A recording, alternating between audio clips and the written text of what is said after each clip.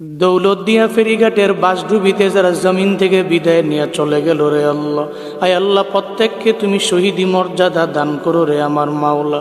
আয় আল্লাহ কান্নার আওয়াজ, আয় আল্লাহ বাবা কান্না করে নিজের সন্তানের জন্য, স্বামী কান্না করে স্ত্রীর জন্য।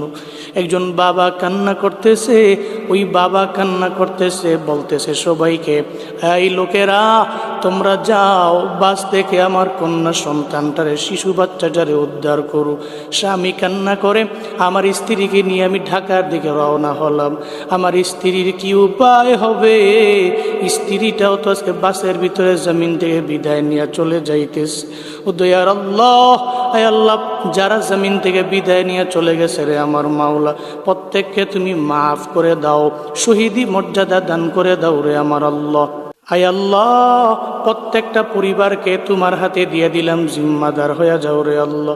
পরিবারে সুখের ছায়া নেমে এসেছে, সুখ সন্তপ্ত পরিবারকে তোমার হাতে দিয়ে দিলাম, ধৈর্য ধারণ করার তৌফিক দান করো।